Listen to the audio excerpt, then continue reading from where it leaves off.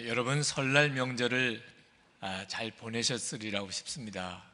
아마 설날에 여러 덕담들을 서로 주고받으셨을 겁니다. 올해는 모든 일이 다 잘 되기를, 건강하기를, 그리고 또 합격하기를 그렇게 다 축복들을 하셨을 거예요. 그건 굉장히 중요한 일이죠. 하나님이 올해 우리의 모든 일들을 다 형통하게 해주시기를 원하는 것은 사람이면 다 가지는 한결같은 소원이죠. 그러나 여러분, 성경이 말하는 분명한 진리를 잘 이해하고 축복도 해야 합니다. 여러분이 다니엘서 큐티를 요즘 하고 계실 터인데, 다니엘서 큐티 하시면서 다니엘 7장, 8장, 9장을 읽어보시면 하나님은 이 인류 역사를 이미 계획해 놓으셨다는 걸 알 수가 있습니다. 근데 하나님의 계획 속에는 우리의 역사의 앞길에는 환란이 많다는 겁니다. 다니엘이 본 환상 중에 짐승들이 이 땅을 지배하는, 연속적으로 그런 짐승들의 환상들을 봅니다. 무서운 짐승들과 같은 하나님을 대적하는 영적인 세력들이 계속해서 역사를 따라서 이 지구상에 우리가 살아가는 세상 가운데 역사할 거라는 겁니다. 믿음을 가진 성도들, 하나님을 잘 믿는 성도들은 어려움을 겪게 된단 말입니다.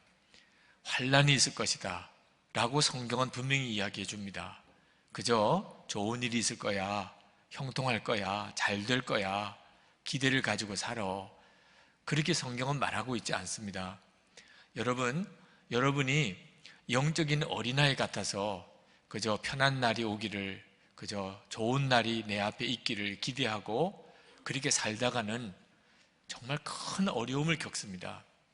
왜 우리의 삶이 이렇게 힘든지 아십니까? 연단도 시험도 이길 만한 믿음을 준비하지 않고 살기 때문에 그런 것입니다. 리차드 범브란트 목사님, 루마니아의 유명한 목사님이십니다. 이분이 1948년에 루마니아 비밀경찰에 의해서 감옥에 수감이 돼가지고 지하 감옥에서 말할 수 없는 고민과 핍박을 당하고 무려 20년 동안이나 감옥살이를 했습니다. 루마니아 비밀경찰이 리차드 범브란트 목사님을 배교시키려고 했어요. 그것은 루마니아에 있는 수많은 복음주의 기독교인들을 좌절시키는 일이었기 때문입니다. 아주 고도의 심리전으로 리차드 범브란트 목사님을 배교시키려고 그들이 몇 년 동안 일절 누구에게도 면회를 허락지 않다가 갑자기 이 범브란트 목사님에게 아내에게 엽서를 보내라고 허락을 해줍니다. 몇 월 며칠에 면회를 허락해 줄 테니 그날 와서 면회하라고 그렇게 편지를 보내라는 겁니다. 리차드 범브란트 목사님이 어린아이같이 마음이 들떴어요. 몇 년 동안 말할 수 없이 고통스러웠지만 더 힘든 것은 가족의 소식을 모르겠어요. 그런데 만나게 해주겠다는 겁니다. 면회를 허락해 주겠다는 거예요. 그래서 정성껏 아내에게 몇 월 며칠에 면회를 오면 만날 수 있으니 꼭 오라고 편지를 보냈어요. 그리고 그날이 오기를 손꼽아 기다리고 그날이 와서 면도를 하고, 그리고 교도소에서 새 옷도 주고 새 네이도 주고 갈아입었습니다. 그리고는 이제 자기를 찾아오기만 하면 나가려고 기다리고 있는데 하루 종일 아무도 안 오는 거예요. 같이 수감되어 있는 다른 동료 죄수들은 다 면회를 나가는데 자기는 찾아오는 사람이 없어요. 교도소 당국에서 엽서를 아내에게 보내지 않은 것은 분명한 일이죠. 근데 아무도 없이 감옥에 혼자 있을 때 방송이 나옵니다. 거기에 이렇게 이야기를 해요. 아무도 너를 기억하는 사람이 없어. 아무도 너를 사랑하는 사람이 없어. 그런데 정말 말도 안 되는 그 이야기를 듣는데 리차드 범브란트 목사의 눈에서 눈물이 흐르더라는 거예요. 자기도 모르게 그냥 울고 있더래요. 그리고 그냥 우는 정도도 아니고 나중에는 막 격해서 그냥 통곡을 하고 자기가 우는 거예요. 면회가 끝나고 동료 죄수들이 그 다음날 들어오는데 다 자기를 손가락질하면서 빈정거리고 그리고 온갖 더러운 말로 모욕을 주는 겁니다. 내 아내는 이미 다른 사람에게 시집을 갔어. 너는 다 사람들이 잊어버렸어. 버렸어. 근데 그때 또 방송에서 말이 나오는데 하나님은 안 계셔. 하나님은 안 계셔. 그런데 너무 놀라운 것은 그 말이 믿어진다는 거예요. 자기 마음에 그 말이 믿어지더라는 거예요. 하나님은 안 계시다. 그래, 안 계신가 봐. 나는 하나님께 내 믿음을 지키려고 지난 몇 년 동안 말할 수 없이 고생을 하고 고통을 당하고 고문을 당해도 내가 믿음을 지켰는데 하나님은 나를 위해서 해주신 게 뭐야? 아내마저도 나를 떠나게 하시다니.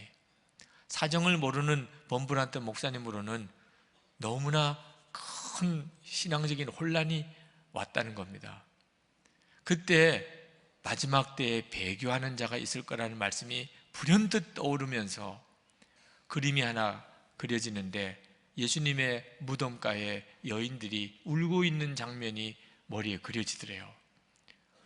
예수님이 십자가에 죽으시고 무덤에 묻히신 그 기가 막힌 사실을 이 여인들이 어떻게 이해하고 소화할 수 있었겠어요?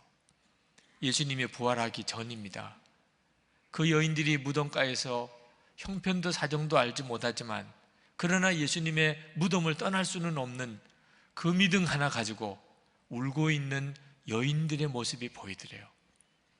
그 범브란트 목사님이 하나님께 하나님, 저는 아무것도 모르겠습니다. 아무것도 이해가 안 됩니다. 저는 무덤가의 여인처럼 그저 울 것입니다, 하나님. 그러면서 그냥 통곡을 하고 울었던 기록을 범브란트 목사님의 옥중 기록 속에 나옵니다. 여러분, 우리가 살아가는 우리의 믿음의 삶 속에는 환난이 있을 것이라고 성경은 분명히 이야기하고 있어요. 그것이 유혹으로 오든 핍박으로 오든 결코 좋은 일만 있을 게 아니라고 말씀하고 있습니다. 우리 주님이 재림하셔서 이 땅에 하나님의 나라가 온전히 이루어지기 전까지는 이 세상에 임금 노릇하고 있는 것은 마귀거든요. 마귀가 이 세상에 임금 노릇하는 동안에는 성도들에게는 환난도 있을 것이라고 하셨어요. 여러분이 그 환난을 이길 준비가 되어 계셔야 합니다. 환난을 이길 믿음의 훈련이 있어야 합니다. 오늘 시편 10편에 보면 하나님을 대적하는 자들의 말할 수 없는 폭언이 나옵니다. 하나님을 부정하고 하나님을 모욕하는 그런 말할 수 없는 폭언이 오늘 이 시편에 나옵니다. 4절 말씀에 보실까요? 악인은 그의 교만한 얼굴로 말하기를 여호와께서 이를 감찰하지 아니하신다 하며 그의 모든 사상에 하나님이 없다 하나이다. 하나님이 안 계신다. 그것도 권세자가 말입니다. 제일 힘이 있는 사람이, 여러분이 있는 그 지역에 제일 힘이 있는 사람, 여러분의 직장에서 제일 힘이 있는 사람이, 가장 영향력이 있는 사람이 공개적으로 하나님을 부정하고 모독하고 하나님 안 계신다라고 할 때 사람들이 다 거기에 동조해서 다 하나님이 어디 계시냐 조롱할 때 모든 상황이 하나님이 도무지 안 계신 것 같은 상황이에요. 여러분의 이성도 하나님이 안 계시다고 그렇게 생각하게 되는 이런 일이 여러분에게 올 때, 그때도 여러분은 하나님에 대한 믿음을 굳게 지킬 수 있나요? 여러분은 그 순간에도 하나님은 계시다 그렇게 고백하고 여러분의 믿음을 지킬 수 있나요? 하나님이 안 계신다고 하는 말처럼 무서운 말이 없습니다. 이건 모든 악의 시작이에요. 마귀가 결국 우리에게 하려고 하는 것이 바로 우리의 입에서 하나님 안 계시다고 말하려고 하는 겁니다. 그리고 나면 사람은 더 이상 통제 불가능이 됩니다. 7절 말씀에 보면 그의 입에는 저주와 거짓과 포악이 충만하며 그의 혀 밑에는 잔해와 죄악이 있나이다. 8절부터 11절까지는 하나님이 안 계시다고 공개적으로 말하는 그 무서운 악한 자의 행적이 나옵니다. 말할 수 없이 잔인하고 무서운 일을 저지르고 있는 모습을 봅니다. 도대체 이런 사람은 어떤 사람이죠? 하나님이 안 계시다고 공개적으로 말하고, 그리고 죄와 악을 서슴없이 저지르는 이런 사람은 도대체 어떤 사람이지요? 그 사람의 실체를 오늘 성경이 말해주고 있어요. 4절 하반절에 보세요. 4절 하반절에 보면 그의 모든 사상에 하나님이 없다 하나이다. 이 말씀의 원어의 뜻은 이렇습니다. 그가 가지고 있는 모든 생각 속에 하나님이 거하실 자리가 없다, 그런 뜻이에요. 그러니까 하나님이 안 계시다라고 이렇게 말하는 사람은 그의 생각 속에, 그의 마음 속에 하나님이 계시는 자리가 없어요. 잘 들으셔야 됩니다. 하나님이 안 계신 게 아니에요.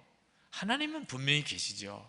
그런데 그 사람의 마음 속에는 하나님이 거하실 자리가 없다는 거예요. 그러니까 그는 하나님이 안 계신 줄로 생각이 드는 거예요. 이게 얼마나 참 안타까운 일입니까? 자기 마음 속에 하나님이 안 계시니까 세상에 하나님이 안 계신 것 같이 그렇게 본인은 느껴지는 거예요. 그러니까 그렇게 말도 하는 거죠.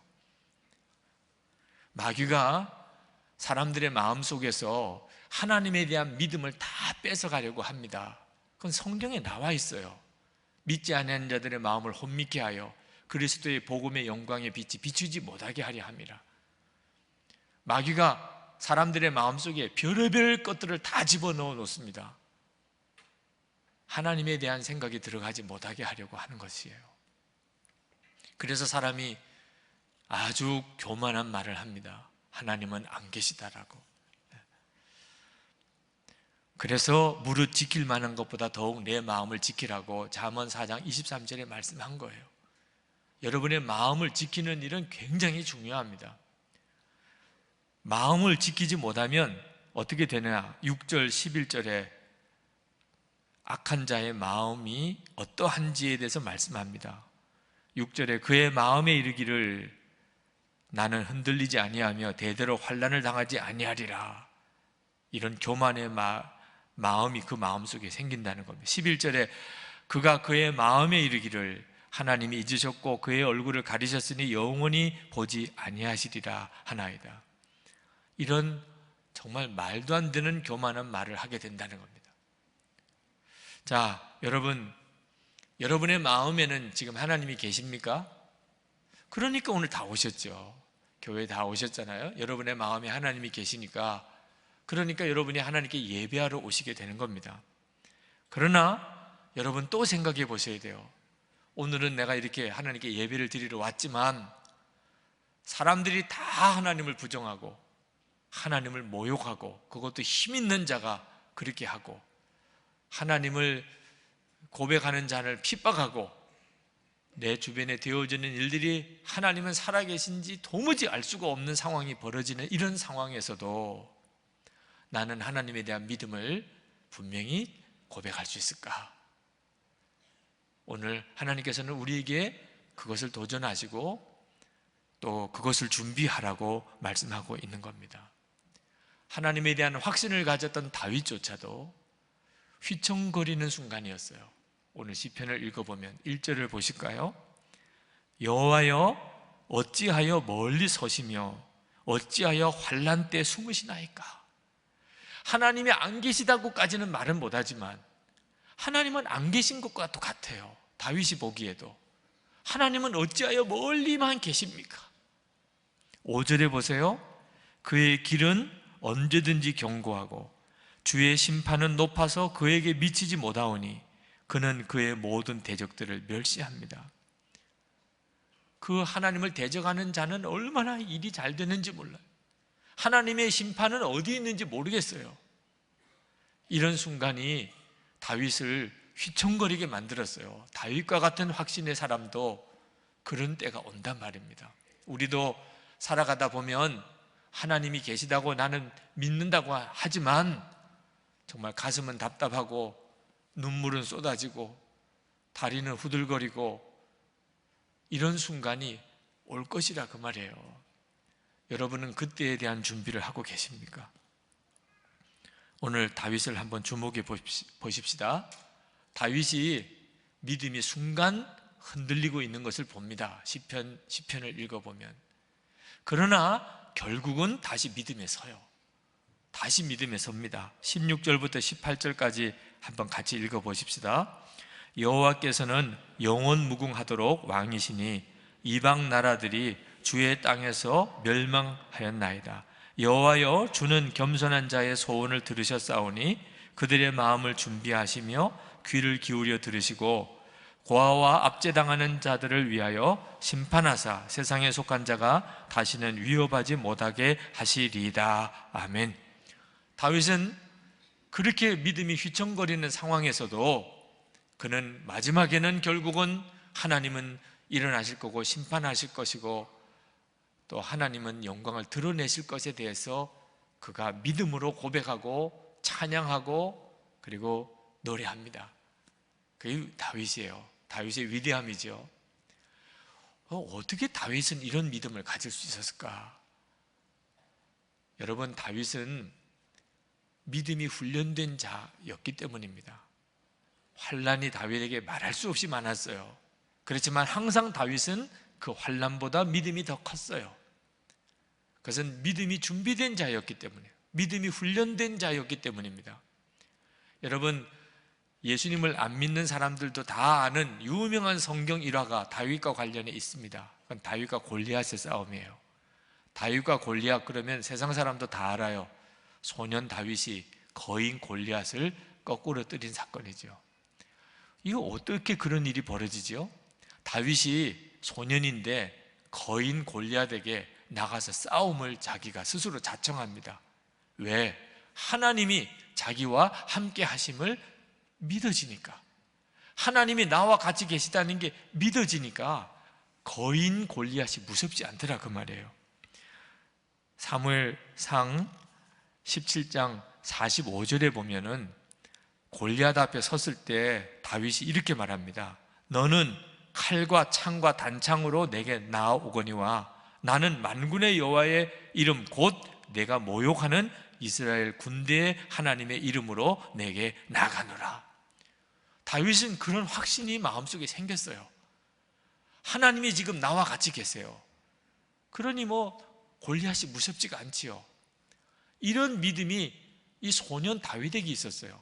신기한 일이죠. 어떻게 그 아이에게 그런 믿음이 생기나 말입니다.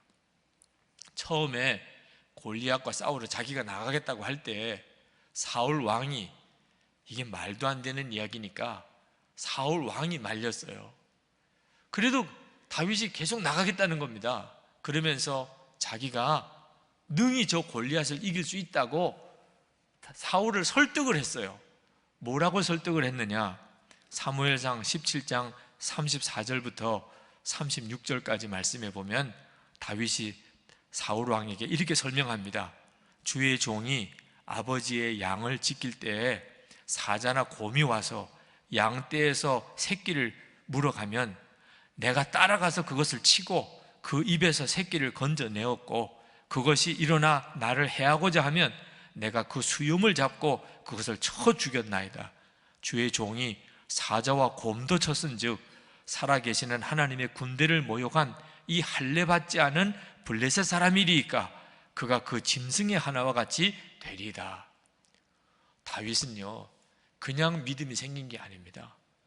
그는 목동이에요 지금. 그런데 들판에서 양을 치면서 그저 신세한탄이나 하고 아버지는 나를 버렸나 봐 그러고 이러지 않았어요. 그냥 기르는 양이나 골탕 먹이고 이러지 않았어요. 그는 양떼 새끼 한 마리라도 그 아끼고 지키려고 사자와 곰이 와서 물어가면 이 소년이지만 사자하고 곰에게 달려 들어가서 그 양새끼를 뺏어왔다 그 말이에요. 왜? 하나님이 함께 하심을 믿고 그렇게 싸웠다는. 그래서 목동이지만 사자와 곰도 이기는 경험을 했어요. 그런 다윗이니까 골리앗이 눈앞에 거인으로 나타나지만 전혀 무섭지가 않은 거예요. 저것도 금방 내가 이기지. 하나님이 함께 하시면 사자도 곰도 내가 이겼는데, 이런 믿음이 다윗에게 생겼단 말입니다. 여러분, 우리의 모든 삶은 다 우리의 믿음의 훈련입니다. 여러분에게 일어나는 모든 일들은 전부 다 여러분을 믿음으로 훈련시키는 거예요. 여러분 절대로 교회 오래 다닌 거 자랑하지 마세요. 그건 나중에 가면 오히려 여러분에게는 부끄러움이 됩니다. 내가 얼마나 그동안 교회 생활, 신앙생활 오래 했는 줄 아느냐? 그건 오히려 부끄러운 일이 돼요. 여러분이 진짜 예수님을 믿고 믿음으로 살았던 연한을 자랑하려면 자랑해야 돼요. 믿음으로 살아본 연한, 믿음으로 살아본 것이 있어야, 그래야 환난을 이기는 믿음이 생겨요. 여러분, 환난의 때를 정말 준비해야 합니다. 그저 어린애처럼 좋은 날이 있을 거야, 올해는 좋은 일이 생길 거야, 절대 그렇지 않습니다. 아마 더 어려운 일이 생길지도 몰라요. 하나님께서 예언하신 말씀에 비추어 보면은 우리가 앞으로 믿음으로 살기가 더 어려운 세월이 오게 될 것입니다. 에베소서 6장 13절에 이는 악한 날에 너희가 능히 대적하고 모든 일을 행한 후에 서기 위함이라. 악한 날이 우리 앞에 와요. 그때 우리가 예수님 앞에서 굳게 서는 성도가 되어야 됩니다. 예수님 앞에서 내가 무너진 자가 아니고 서 있는 자. 그래서 하나님의 전신갑주를 입으라는 겁니다. 우리가 믿음의 훈련을 해야 된다는 거예요. 마귀가 목적하는 것은 우리를 넘어뜨리는 겁니다. 우리의 믿음에 서 있지 못하고 우리가 넘어지게 하는 거예요. 마귀가 그래서 우리의 마음속에 하나님의 생각을 다 뺏어갑니다. 하나님의 생각만 우리 생각 속에 뺏어가면 우리는 세상에서 그냥 무너지게 돼 있어요. 누가복음 21장 36절에 예수님께서 하신 말씀이에요. 이러므로 너희는 장차 올 이 모든 일을 능히 피하고 인자 앞에 서도록 항상 기도하며 깨어있으라. 여러분 이제 예수를 믿으신 거 잘하셨어요. 그렇지만 우리에게는 목표가 있습니다. 마지막 때에 예수님 앞에 서서 주님을 맞이해야 돼요. 예수님 앞에 쓰러진 자로 주님을 맞이하면 안 됩니다. 요한계시록 6장 17절에 주님 앞에 서는 것이 얼마나 어려운 건가를 말씀하고 있어요. 그들의 진노의 큰 날이 이르렀으니 누가 능히 서리요 하더라. 예수님 앞에 서서 주님을 맞이하는 일이 그게 쉬운 일이 아니라 그 말입니다. 여러분이 실제로 살아보세요. 얼마나 쉽게 무너지나요? 지나고 보면 별것도 아닌 일 가지고 괜히 사람의 표정 하나, 말 한마디 때문에 무너지는 일이 얼마나 많나요? 명절이 왔다고 무너지고, 몸이 좀 아프다고 무너지고. 우리가 실제로 신앙생활 해보면 우리의 삶이 보기가 애처로울 정도로 이리 무너지고 저리 쓰러지는 생활입니다. 여러분이 예수님 앞에 서서 주님을 맞이하는 이와 같은 성도가 되어야 합니다.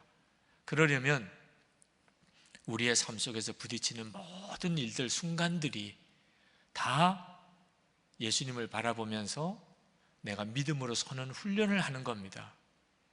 저는 다니엘서 큐티를 요즘 하다가 다니엘서 6장을 큐티하면서 나도 모르게 막 울었습니다. 다니엘서 6장에 보면 다리오 왕이 다니엘이 하루에 3번 예루살렘을 향하여 문을 열고 기도한 것 때문에 사자굴에 보내야만 되는 그런 형편이 되었습니다. 다리오 왕은 그렇게 하고 싶지 않지만 이미 신하들에게 약속한 것이 있기 때문에 다니엘을 사자굴에 던져버립니다. 그때 다리오 왕이 다니엘에게 말합니다. 내가 항상 섬기는 너의 하나님이 너를 구원하시리라. 그 다음날 아침에 사자굴로 왕이 갑니다.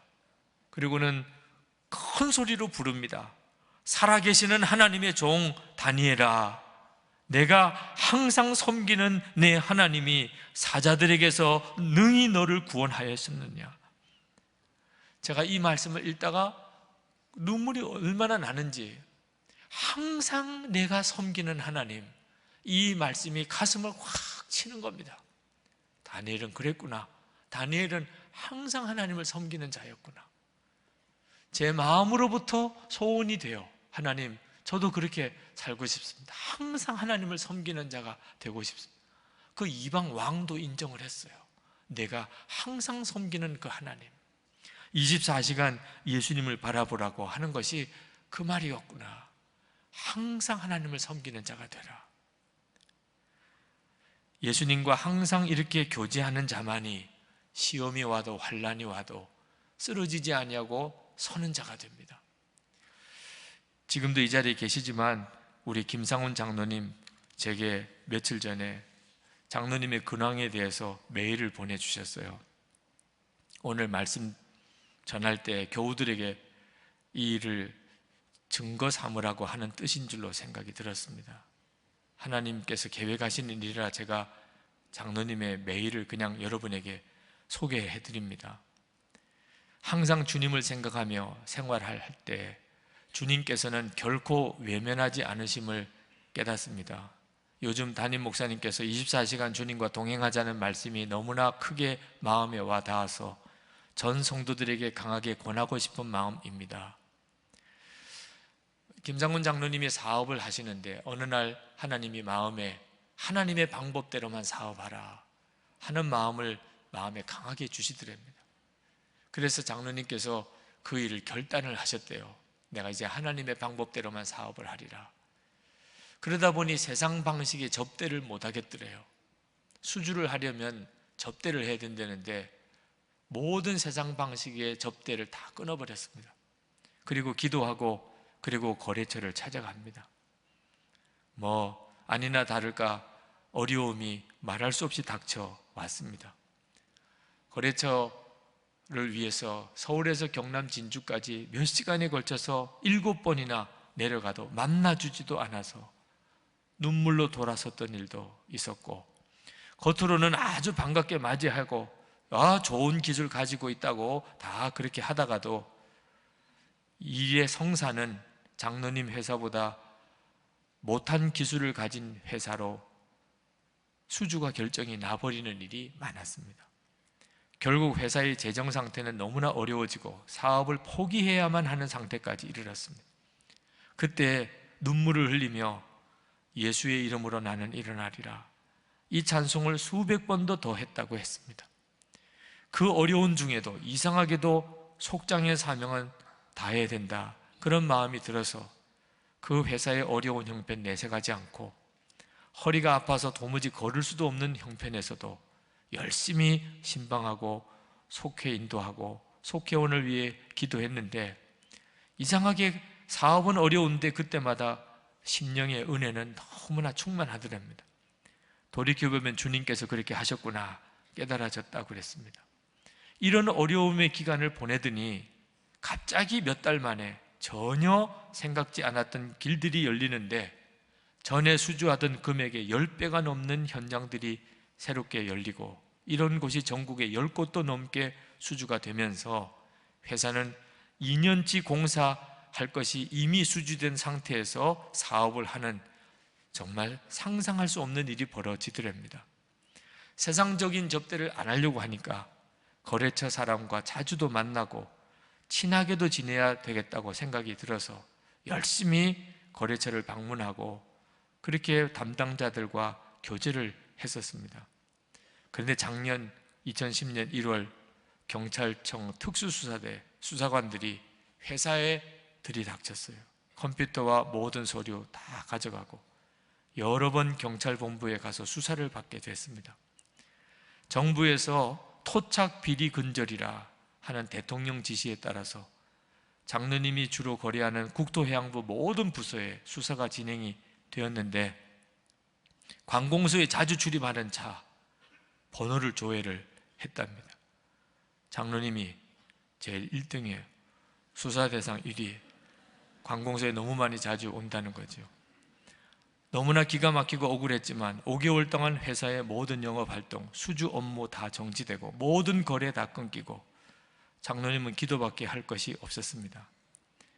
그러다가 5월 말에 출두하라는 연락을 받고 가니까 담당 수사관이 하는 말이, 여기는 말 그대로 특수수사대인데 그냥은 끝내는 법이 없고 혐의가 없으면 무엇이든지 털어서라도 죄를 만드는 곳인데, 지난 몇 개월 조사를 철저히 해보니 김상훈 사장님이 부도덕한 사람이 아니고 정말 모범적으로 회사를 경영하고 있었다면서 수사를 무혐의로 종결한다고, 그동안 수고했다고, 우리 사회에 이런 회사만 있으면 참 좋을 텐데 하며 모든 소리를 돌려주더라는 겁니다.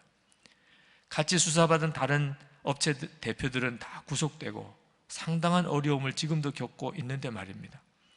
회사는 5개월 동안 아무 일도 못하고 정지되어 있었지만 김상훈 사장은 아무 이상이 없고 그 때문에 공무원이 다친 사람이 아무도 없다, 이게 전국 거래처에 소문이 나면서 가는 곳마다 수고했다, 무엇 도와드릴까요? 적극적으로 도와주니 지난 5개월 일 못한 것에 몇 곱에 더 많은 공사를 수주하며 상상치 못한 발전을 하고 있다는 메일을 목사님 제 근황을 알려드립니다.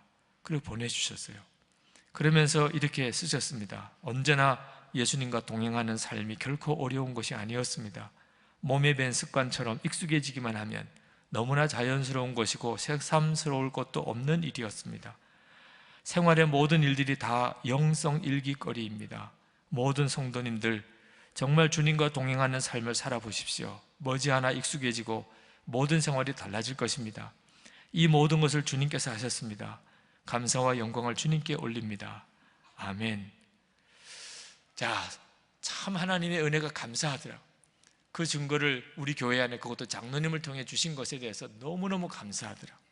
여러분, 지금 힘들고 어려운 일이 있습니까? 우는 것도 답이 아니고 도망가는 것도 답이 아닙니다. 이건 하나님의 훈련이에요. 이보다도 훨씬 더 어려운 일이 올 것입니다. 여러분, 훈련소에 들어가면 실전처럼 훈련을 시키지만 절대로 다치게 하거나 죽게 안 합니다. 훈련소장의 책임이에요. 훈련병들을 죽게 다치게 안 하는 것이. 하나님은 하물며 우리들을 믿음에 훈련시킬 때 절대 죽게 하거나 다치게 하지 않습니다. 우리가 하나님의 계획을 정말 믿고 순종하면 하나님은 우리를 믿음의 용사로 세웁니다. 다윗처럼 그렇게 하십니다. 환난이 우리에게 오겠다고 성경은 예언하고 있어요. 그건 두려워하라는 뜻이 아닙니다. 지금 믿음의 훈련을 하라는 거죠. 하나님은 환난보다 더 큰 믿음을 이미 우리에게 주셨습니다. 믿음이 뭡니까? 하나님이 생각나는 거예요. 믿음은 하나님이 생각나는 겁니다. 아유, 목사님, 하나님 생각나는 게 뭐 믿음입니까? 여러분 실제로 영성일기를 써보십시오. 여러분이 실제로 얼마나 하나님을 생각하고 사시는지 여러분 스스로가 깜짝 놀라게 되실 것입니다. 아침에 눈을 뜰 때 하나님 생각을 못하는 분들이 거의 대부분이십니다. 하루에 지나는 동안 밤에 잘 때까지 여러분이 도대체 여러분의 마음속에 하나님이 얼마나 생각이 나고 있는지 스스로 한번 확인해 보세요. 우리의 믿음의 현실입니다. 그래서 결국은 무너지는 거예요. 성도 여러분, 다윗이 그가 믿음으로 이 말할 수 없는 환난 때를 이겨나갔습니다. 그 비밀이 14절에 나옵니다. 다윗은 주께서는 보셨나이다. 14절에 이렇게 고백하고 시작합니다. 주께서는 보셨나이다. 다윗의 마음속에 하나님께서 다 보고 계시구나. 그게 믿어진 거예요. 지금 사람들은 말할 수 없이 포악한 말을 하고 하나님을 부정하고 되어지는 일들은 하나님이 계시면 이런 일이 있을까 싶은 엄청나고 무서운 일들이 벌어지고 있지만 하나님이 다 보고 계시구나. 그게 깨달아지고 믿어지는 순간에 다윗의 시편의 분위기가 확 바뀌어버립니다. 여러분, 하나님이 계시구나. 하나님이 보고 계시구나. 하나님이 계시지. 이게 내 마음속에 떠오르는 순간이 여러분이 이제 환난보다 더 큰 믿음을 가지게 된 순간입니다. 여러분이 하나님을 생각하게 되면 그러면 하나님은 반드시 여러분을 지키고 인도하십니다. 어떤 가정이 사업을 하다가 망해버렸어요. 집안이 말할 수 없이 어려워졌죠. 짙은 먹구름이 집안에 드리워졌습니다. 그 아들, 중학교 1학년인 아들이 학교 갔다가 집에 오는데 발걸음이 너무 무거워요. 집에 가기가 너무 힘들어요. 왜? 집안의 분위기가 너무 무거우니까. 우리 집은 망했어. 그 무거운 발걸음을 가지고 집으로 왔습니다. 근데 현관에 들어서는데 깜짝 놀랐어요. 부엌에서 어머니가 설거지를 하시는 것 같은데 어머니가 찬송을 부르는 소리가 들리는 겁니다. 현관에서 주춤했습니다. 어머니가 부르는 찬송 소리를 들으면서 무언가가 머릿속에 번뜩 떠오르는 것 같았어요. 하나님. 그는 어릴 때부터 교회를 다니던 아이였지만 그렇게 하나님이 명확하게 떠오른 적이 없었다고 그랬어요. 하나님이시구나. 그리고는 엄마에게 인사도 하기도 전에 자기 방으로 들어갔습니다. 교복도 벗지도 않고 가방은 내려놓고 그리고는 자기 방에서 무릎을 꿇고 스스로 생애 처음 자기 스스로 무릎을 꿇고 하나님께 기도를 했어요. 하나님, 우리 아빠 사업이 망했답니다. 하나님, 우리 아빠 좀 도와주세요. 중학교 1학년 이 아이가 하나님께 드렸던 그 기도, 눈물이 펑펑 쏟아지더래요. 우리 아빠 좀 도와주세요. 하나님, 우리 아빠 사업이 망했대요. 그렇게 많이 울었답니다. 그런데 그렇게 울고 난 다음에 이상하게 마음에 걱정이 다 사라지고 그렇게 편안해지더래요. 방을 열고 나오는데 집에 무거운 먹구름이 다 사라진 것 같더래요. 엄마는 부엌에서 찬송을 부르고 아들은 얼굴에 근심이 사라지고 그 가정이 다시 일어날 용기가 생겼대요. 왜? 가정의 분위기가 완전히 달라져 버렸으니까. 그 아버지의 사업이 다시 일어난 것이 중요한 게 아니고 그 아들, 중학교 1학년 아들의 믿음이 훌륭하게 성장했습니다. 어느 장로님, 자신이 언제 예수님을, 하나님을 만났는가 간증할 때 그 장로님의 고백이었어요. 자기가 중학교 1학년 때 머릿속에 하나님의 생각이 왔을 때 그때가 믿음의 기적이 일어나는 시간이었다, 그 말입니다. 여러분, 24시간 예수님을 바라보는 것은 단순히 그저 하루 종일 예수님만 묵상하라는 뜻이 아닙니다. 우리가 살아가다가 보면 별의별 순간이 와요.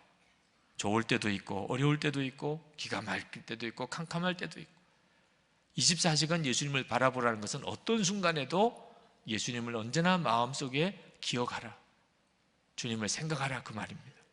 빌립보서 4장 11절 12절 말씀에 보시면 내가 궁핍함으로 말하는 것이 아니니라. 어떠한 형편에든지 나는 자족하기를 배웠노니 나는 비천에 처할 줄도 알고 풍부에 처할 줄도 알아. 모든 일 곧 배부름과 배고픔과 풍부와 궁핍에도 처할 줄 아는 일체의 비결을 배웠노라. 사도 바울의 이 고백이 하나님이 우리를 향하여 원하시는 거예요. 우리가 어떤 처지와 형편에 있든지 예수님을 생각하는 것은 이건 너무너무 중요한 문제예요. 그러니까 앞으로 우리가 어떤 상황에서도 흔들리고 넘어지지 아니하고 승리할 자라고 하는 뜻이기 때문입니다. 그런 자를 통하여 하나님은 역사하실 것이기 때문이에요. 영성일기를 쓰시는 분들이 이번 명절을 예년과 다르게 보냈다는 이야기를 들었습니다. 전에는 항상 명절이 오면 그동안 지켜왔던 믿음 잃어버리고 또 생활 습관 다 무너지고 피곤하기만 하는 그런 명절이었는데 이번 명절은 24시간 주님을 바라보는 중에 말도 행동도 다 달라지면서 명절을 은혜롭게 보냈다는 거예요. 명절이 지나갔지만 마음은 여전히 충만하다는 거죠. 여러분, 이 일이 작은 일인 것 같습니까? 우리에게 부딪히는 모든 일이 다 우리의 믿음의 훈련인 것입니다. 환경에 영향받지 않고 되어지는 일에 영향받지 않고 언제나 예수님을 바라볼 수 있는 자가 강한 자입니다. 그가 믿음의 사람이에요. 자, 오늘 우리가 성찬을 받습니다. 성찬은 예수님과 우리가 온전히 하나라고 하는 사실을 다시 한번 주님이 우리에게 새롭게 눈을 뜨게 해주는 놀라운 은혜의 시간입니다. 오늘 여러분 성찬을 받으실 때 예수님만 바라보십시오. 주님만 묵상하십시오. 예수님과 여러분과의 관계가 완전히 새로워지는 은혜를 오늘 이 시간 여러분이 정말 누리십시오. 그리고 다시 예수님과 24시간 동행하는 삶을 시작하시기를 축복합니다. 이제 우리 통성으로 기도할 때 오늘 이 성찬을 통하여 예수님과 나와의 관계가 완전히 새로워지게 해 주옵소서. 주님만 온전히 바라보는 눈을 분명하게 뜨게 해 주옵소서. 기도하시겠습니다.